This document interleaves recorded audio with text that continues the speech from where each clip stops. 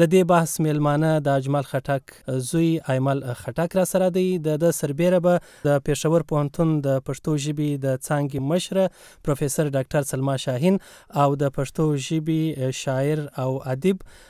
صادق ژړک هم را سره وي. اجمل خټک چې د 1925 کال د سپټمبر 15 پیدا او د 2010 کال د فبروري پر 9 مړ شو، په خپل دغه 15 کلن ژوند کې د پښتون سیاست، ملت پالنې او شعر و ادب په ډګر کې د پام وړ مبارزه وکړه. نوموړي څه باندې 15 لسیزې د خان عبدالغفار خان له خدای خدمتګار تحریک او عوامي نېشنل پارټي سره ملګرتیا وکړه او په دې لاره کې 3 ځلې د پاکستان د حکومت لخوا زنداني سو. په لومړي سر کې زو د ارواښاد اجمل خټک زوی ایمل خټک ده. ایمل خټک صاحب خپل پلار سره تاسو هم په سیاسي مبارزه کې ورګډ واس، هم په کور کې ژوند ورسره تیر کړی وو. د نوموړي د ټولو لوی مرام څه، یعنی د زړه هغه تر ټولو لوی خواهش څه کې راته وایست؟ نو څنګه چې تاسو پته ده چې دا زیات ژوند کې دی نو هغه د سیاست په میدان کې تیر شوی، سکوم ادبي میدان کې هغه یو نوم او زیات وخت په سیاسي میدان کې تیر شوی. نو دا د ژوند مرال کې هغه اجتماعي انصاف او هغه خلکو ازادي او پښتنو د پښتنو د حقوقو د لارې هغه وختل چې د ټول انسانيت حقوق خوندي کی او د ټول انسانيت چې نو د حقوقو خبرو کی. نو هغه چې نو یو ډېر روشن فکر، یو ډېر مترقی سوچ لرلو او غوښتل چې دا معاشره چې زمونږ جامعه چې نو یو اجتماعي انصاف راشي، سماجی انصاف راشي، خلک د یو بل سره احترام کوي، رواداری دی راشي، د یو بل د حقوق احترام دی راشي. نو دغه عمومي دغه د ژوند ایډیال یا د ژوند خواب او د ژوند مرام او د ژوند مقصد ویل کېږي چې ارواښاد اجمل خټک خپل ژوند ټول په ملنګۍ کې او په غربت کې تیر کړی. تاسو هم د دوی په کور کې رالوی سواست. د څه هڅه و چې خپل بچي یا د قام بچي تر کومه مقامه پورې ورسېږي؟ هغه په دې ځبانه چې نو د قام بچو کې فرق نو څه کوم موږ سره مینه کړی دا، خو زموږ د زیاته مینه چې نو خپل قوم سره کړی دا. او دغه خبره ده چې دا د ژوند فلسفه دا و چې پکار دا چې خپل ماشومان او خپل بچی کې هغه د انسانيت درس ورته، د انسانيت په مفهوم کوي کی او د انسان د قدر، د انسان د عزت او د انساني رویو ورته خي. نو په دې وجه باندې دا په دې باندې غږ دولت هم دغه چې هغه کوم ځان تیر کړی دی، هغه چې کوم مقصد لپاره د بجټ کړی دی، نو هغه اوس په د خلکو یاد دی او دا په بنیاد باندې موږ چې څرته نو خلک موږ ته عزت راکړي، احترام راکړي. دنیاوي دولت نه زیات کې نو دغه ما په خیال باندې دا زموږ د لپاره غږ دولت ته زیات د فخر خبره ده. ایمل خټک صاحب، ما ورستۍ پوښتنه ده چې بابا قبر ته هغه کوم ارمان او چې هغه پوره نه سو او دور سره یوړي؟ نو زما په خیال باندې چې دا بابا ولې چې څومره مشران چې شوي دي د پښتنو هغه ټول چې نو دغه ارمان چې راځي به څنګه چې نو د نوي دور د تقاضا مطابق ژوند کې څومره بدای چې نو د خپل میز کې چې نو اتفاق پیدا کی او دغه ختم کی، تمیز به ختم کی. نو دغه زما په خیال باندې دا غلوي دغه. ډیره مننه ایمل خټک صاحب چې تاسو زموږ سره په دغه ژوندۍ بحث کې ګډون وکړئ. دغه ژوندۍ بحث چې د ارواښاد اجمل خټک څلورم تلین ته ځانګړی شوی دی، په دې کې زموږ سره 2 نور میلمانه د پېښور پوهنتون د پښتو د څانګې مشره پروفیسور ډاکټر سلما شاهین صاحب را سره ده او سره د پښتو ژبې ځوان شاعر او لیکوال او پر اجمل خټک باندې د یو شمېر مقالو لیکوال او څېړونکی صادق ژړک هم را سره دی. وربسو پروفیسور ډاکټر سلما شاهین صاحب ته راته ووایاست چې اجمل خټک د شعر و ادب په ډګر کې په خپل ژوند کې ولس ته د یو شمېر کتابونو په بڼه نه هېرېدونکي او د قدر وړ شتمنۍ پرېښې دي، چې وایي د غیرت چغه نومي کتاب هم دی چې ارواښاد شیرزمان تایزي د کال آف آنر په نوم په انګریزي ژباړلی دی. په پښتو شعر کې د اجمل خټک نوښت څه و، یعنې د څه نوښت راوستي په پښتو نظم کې یا په پښتو شعر کې؟ اجمل خټک صاحب متعلق تاسو اوس ما د ټلیفون کوله زه دومره ویلې شم زما چې سو سټډي دا او ما په دوی باندې مکانم لیکلې چې په جدید نظم کې داغه فکر څنګه یا په دې پښتو ته د جدید نظم څنګه راغی او دای د باندې خلکو کې راته لوی خبر ده داغه د فکر او نظر په حواله وکما څنګه په دې غریبو ملکونو کې دا شي چې پارټیان ډېر لوی خلکو سره او دا موږ د عام خلک چې کوم کو فکر لرو کو پوهه لرو موږ هغه سټیټس چې ستوي کوم چې دنیا د مخ کې هغه ترلاسه نکړي شو او خپل نوم په کتابونو کې خو پریږدو او د خلکو د پاره سکار ځکه نشو کولای چې لوی خلک په داسې خلکو ډېر اعتبار نه لري. زه ته خبره کوم نو د دې حواله کوم چې د غریب امیر په فرق یا ترقی پسند سوچ د فکر خبره کوم نو هغه مونږ د کمپرسټي ته ډېر محدود نه کونو دا په خیال دا خبره وي او چې کومه د شاعرۍ متعلق تاسو خبره کوي نو هغه چې د فکر په بنیاد ته خبره کوم نو هغه چې مثلا دا شو دا یو شعر دی چې زما ذهن ته راځي چې په یو ګوټ کې یو څنګه نیمه ګل شي نو څه سپرلې هغه چې هم په ګل هم په خار راشي د هیومنټي د پاره څنګه چې عمل خبره وکړه د انسانيت د پاره کوم خبره هغه کړې د انصاف د پاره خبره کړې ده د ایکوالټي د پاره خبره کړې ده نو دا دغه بنیاد ګرځول پکار دي په ځای دي چې موږ هغه ډیر محدود کو هغه صرف پښتنو ته محدود نه دی هغه بنی آدم ته محدود بنی آدم ته راوستل پکار دي چې هغه د ټول انسانيت د ټول د نړۍ د ټول خلکو د غریب د امیر او د هغه چا سره ظلم کیږي دا غوي خبره کړې د فکر په لحاظ کله د نظم د هیئت او د سخت په جوړښت په لحاظ خبره کوم نو هغه یو بانی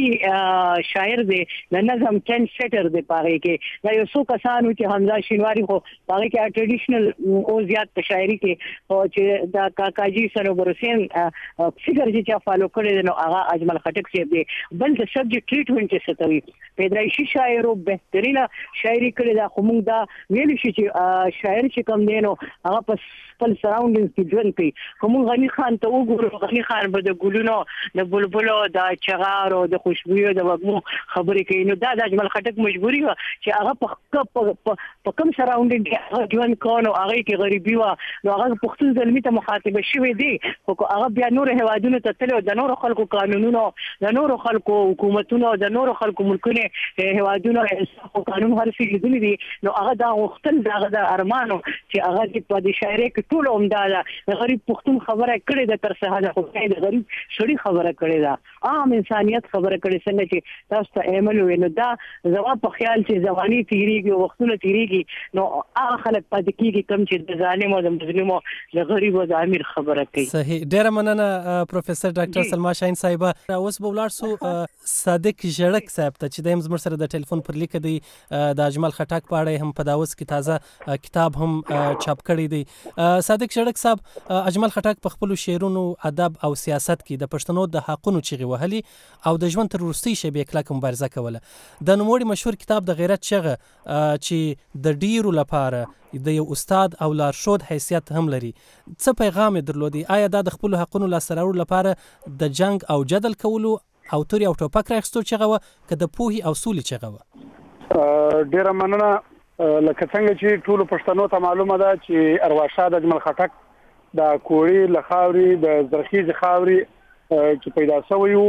هغه خاوره ده چې د تر پیدایش مخکې هم پر دې ځکه باندې د مختلفو امپراتوریو تاړاکونه پر دې خاورو شوی وو. د پښتنو افغانانو پر خاوره باندې چې کوم يرغلګر راغلی وو په دغه دوره کې چې کله اجمل خټک په نړۍ کې سترګې رونولې نو دلته د انګريزانو تسلط پر دې خاوره باندې نو په دې خاوره کې تر دم وړاندې فخر افغان باچا خان عبدالغفار خان د خپل قوم د بیداری لپاره انجمن اصلاح افغانه جوړ کړی و یعنی د افغانانو د اصلاح او د وشتابه یو جرګه جوړ کړی و چې بیا په خدای خدمتګار تحریک بدل شو. نو اجمل خټک د باچا خان د لارې ملګری و هغه ډیر واضح په دې کې شک نشته چې هغه د انسانيت خبره کوله هغه د برابرۍ خبره کوله خو هغه پر خاوره چې کم تیری شوی و د سامراجانو هغه یو شعر دی چې هغه موږ ته بالکل اجمل خټک واضح کوي وایي زما د لوی کورن غری دی جوړ شي خیر دی که پاته زما څلی نشي د لوی کورن غری مقصد او د څلوریزه چې دا وایي که کوټه پېښور دی زما کور دی که کابل که کندهار دی زما ورور دی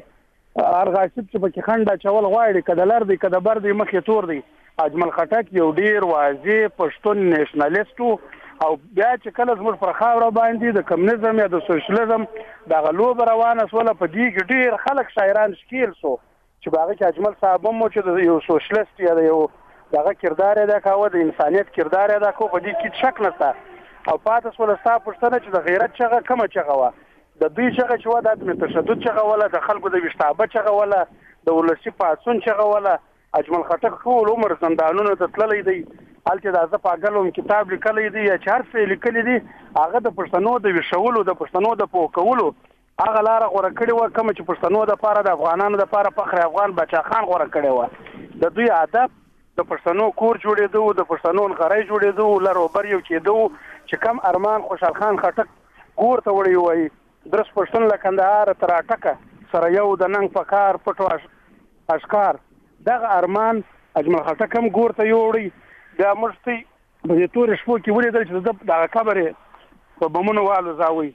نن بیرته د پر قبر باندې د څلورم تلم غونډه رابلل شوې ده. اجمل خټک یو ملي فکر، یو افغان فکر درلود، یو پښتون فکر یې درلود چې د خپل پښتنو، د خپل افغانانو لپاره د ښه سباون،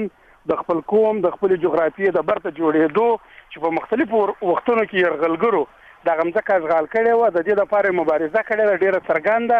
واضح ښکاره مبارزه اجمل خټک کړې ده د خپل قوم دپاره. دا بېله خبره ده چې نن حالات داسې خلک دي چې موږ هغه خبره سپینه نشو کولی، ځکه دا ټیم پښتانه له ډېر مشکلاتو سره مخ دي. صحیح، هغه ته به وروسته راځو. پر دې به نور هم بحث تاسو سره کوو. صادق شړک صاحب، اوس په یو ځل بیا پروفیسر ډاکټر سلما شاهین صاحبه ته ورسو. سلما شاهین صاحبه، صادق شړک د اجمل خټک په ژوند کې د دوی د نېشنلیزم او وروسته د سوشلیزم خبره وکړله. نوموړي په خپله شاعري کې هم د طبقاتي تقسیم خبرې کړې دي. په د په شاعري کې د طبقاتي تقسیم غندنه څومره بریښي، یعنی تر کومه حده پورې دوی د غریبانو او د بېوزلو خلکو غږ اوچت کړی دی؟ تر ډیره حده جړک خبره وکړه یم چې د خپل ماحول وینم نه زه په هغې کې حکومت دا مقرره کړي چې زه بهر دنیا ته لاړه شم، نور ټوله دنیا ووینم، نو زه به غواړم چې هلته که د پیو نهر دی او که د شاتو نهر دی، زه خپلو خلکو له غواړم. نو دغه شی په بنیاد کې قوم پرستي ډېره وه. خو تاسو که دا مثال واخلئ چې بیا هغه وایي زه خپل کچکول به ټنګوم، تاسو چې کوم داس نظم واورو او ما پوره باندې راځي نه، ځکه خپل کچکول به ټنګوم، نو هغه د طبقاتي کشمکش هغه ښکار شوی په خپله و. ځکه چې دلته زه پاکستان خبره کوم، مجموعي د پښتنو خبره نه کوم، خو لوی خلک چې د خلکو د راټولولو په کوم ریسورسز لري، نو هغه اجمل خټک نه لرلې. د خلکو د راټولولو په خلکو کې د رواني، په خلکو کې د مصیبتونو اچولو، دغه څیزونه هغه سره نو هغه ته به څه موده پس همداسې خبره وه چې خپل کچکول وګرځوم، ځکه چې هغه ته چېرته شک و یا په هغه د چا شک چې داسې خبره نشته، ځکه چې دا د غریبو خلکو سره همدا هرڅه کېږي چې کوم کې لوی خلک تابع دي. او دا باقاعده د دوی په شاعرۍ کې ما په مقاله لیکلې ده چې ما اجمل خټک کله سټډي کړ، دا زه پاګل وم، دا ریګریټس دی. نو زه ما چې څومره سټډي کړی دی، زه پوره په دې یقین ته ورسېدم چې هغه د بني ادمو خبره کوي، هغه د پښتون نیشنلیست خبره کوي، او هغه د حاکم او د محکوم او د ظالم، د مظلوم او د غریب خبره کوي. او دا یو داسې شی چې هغه سوشلیزم طرف ته راغی و. صحیح، مننه. صادق شړک صاحب، یو ځل بیا تاسو ته راځو. تاسو د نوموړي د مبارزې د پښتون قومي تحریک په لړ کې چې د کومې ستړي ګاللې دي، په همدې لړ کې نوموړي 1993 کال کې پاکستان پرېښودی او تر 1988 کاله پورې په افغانستان کې جلا وطن او لکه څنګه چې ما مخکې وویل چې د پاکستان د حکومت لخوا هم زنداني سو. د دوی هغه کم فکر و چې هغه د وخت رژیم نسوای زغملی او دی یا به بند ته ولېږي یا به په وطن پرېښولو باندې مجبوره سو. ما مخکې یادونه وکړه تر لمر روښانه د ټولې نړۍ ته چې باچا خان د دې پښتنو دپاره د ویښتابه چې کوم تحریک روان کړي، شعوري تحریک روان کړي، د جدید نیشنلیزم بنیاد یې کېښاوی. اجمل خټک د دغه لښکر لاروی ولو چې بیا وروسته د خپلې مبارزې په زور په خپل لیک، قلم، مبارزه، زندانونو باندې دا ثابته کړه چې دی د لښکر په څو د ګوتو په شمېر کسانو کې د شمار سلو. د ده سره زه ډېر کښېنستلی یم، د ده سره زه تر اخره پورې لکه څنګه چې سلمه خور دا یادونه وکړله چې ډول زه به خپل کچکول به ګرځوم، خپل رباب به ټنګوم. دا په ګوندونو کې خو اختلافات راځي. زه په دغه شپو کې هم له خټک سره نږدې پاتې شوی یم، وروسته هم پاتې شوی یم. په ګوندونو کې ماته راځي، په ورونو کې راځي، خو خټک صاحب په یوه شي ډېر کلیر و، واضح و چې د لوی نغري خبره کوله. د ده ګناه دا و چې د لوی نغری غوښت دی که کابل ته تللی دی دی که په جلال آباد په کیم کې کښېنستلی دی که دلته په زندانونو نه تللی دی چې هر په لیکلي دي د ده مخته د پښتنو هغه معرومۍ پرتې وي هغه دغه پراته او دی د داسې نغري را پیدا شوی یو څوک چې هغه د خوشحال خان غری دی هغه هم د افغانیت او د پښتو خبره کوله بیا په دې دور کې خو د نیشنالیزم یو تحریک روانو بیا په خپله باچا خان خو د انسانیت دغه ولو فخر انسانیت او هغه خپله ول چې د خدای د مخلوق خدمت چې دی هغه به مشکوک په دې خاورو کې هندو پروت مو د باچا خان تحریک خدمت کاوه که سیخ پروت مو خو د باچا خان او د اجمل خټک له تحریک ته د خلکو تاوانونه نه ورسېدل کله چې هندوستان تقسیمېدی په دې دوره کې په پنجاب او په هندوستان کې ډېرې پیښې وشوې واقعیات وشو خو چیرې چې اجمل خټک سیاست کړی و چیرې چې باچا خان کړی و چیرې چې خدای خپلدار تحریک سیاست کړی و دلته د یو هندو پزه وینه نه سوه دلته د یو سیک پزه وینه نه سوه د دې مطلب دا دی چې زموږ د مشرانو سیاست چې و هغه افاقي و هغه انساني و هغه د ټولو بشر دپاره و نو هغه اجمل خټک انساني و په دې کې شک نشته خو د هغه خپل انغری نه و جوړ د خپل غری دپاره ماته کله چې د په قبر په بمونو والوزول شو د شپې دی ما په خوب دی ماته یو نظم ووایه خو نو هغه نظم ما بیا نه شو یاد یو شعر یې ماته اوس هم یاد دی ده چې به چا ته ماته ټلیفون وکړي یا بل ملګري ته ده به ګل مې ورته ویل ول ګل مې خیر دی که زما تلی ورانېږي وخت راځي چې سره ډولۍ به رارسېږي ده د سرې ډولۍ ارمان دغه سیاسي دغه د یول غري د ډولۍ ارمان ګور ته یوړی د اجمل خټک ادب پروګرام سیاست چې دی هغه ډېر واضح دی هغه په فکري تور هم ډېر واضح و د هغه یو شعر دی وایي نور جنات تخوانۍ کې پالودي خوري زه مې خپل کچکول په غاړه او ملنګ یم د کابل پښتون د روس نه جنډه غواړي زه ملنګ د سردریاب او پېښور یم هغه خو د باچا خان د سیاست یو ډېر روڼ ستوری و یو ډېر ځلنده ستوری و د هغه وجه هم دا ده چې نن لر و بر پښتانه اجمل خټک ته احترام لري د هغه ارمانو دپاره مبارزه کوي لګیا دي د اجمل خټک مبارزه فکر دا ټول بیخي ښکاره و دا اوس موږ د پښتو ادبي غورځنګ لخوا کتاب چاپ کړي سرې غونچې چې په کابل کې په ګستسنر چاپ شوی بیا دا کتاب ورک و نایاب و موږ په لومړي ځل دا کتاب چاپ کړي چې نن دا په د ده په څلورم کلین کې وویشل شو دلته په پېښور کې زه خپله پاکوړي کې دا وخت موجود یم دا کتاب دلته موږ وویشئ په هغه سرې ډولۍ کې چې کوم په سرې غونچې کې چې کوم مضامین دي له هغه څخه دا ټوله جوته ده چې دی د باچا خان د لارې یو نیشنلیست خو د دې سره سره د باچا خان ټول فکر د انسانیت تحریک خو لومړی شرط خپل کور جوړېدلو خپل غری جوړېدلو صحیح مننه صادق شړک صاحب سلما شاهین صاحبه صادق شړک صاحب خبره وکړه چې نوموړی د باچا خان د خدای خدمتګار تحریک یو فعال غړی او د په دې لړ کې ډیره مبارزه وکړه د اجمل خټک چې کوم مبارزه و یا د په زړه چې کوم ارمانونه و یا د چې کوم پیغام لري هغه د نوي نسل پښتنو ته څه درس ورکوي یا دوی تر کومه پورې عملي کړي دي د نوي نسل پښتنو د نوموړي پیغام تاسو خو دا ټول حالات معلوم دي چې پښتنو ته داغه پیغام څنګه ورسي ځکه چې ته د پښتو نشته اړو په سرکاري سکولونو کې وګوره نوې نسل ته وګوره د مټیریالیزم د زمانه ته وګوره په دې کې دا پیغام څه مختصر ډلو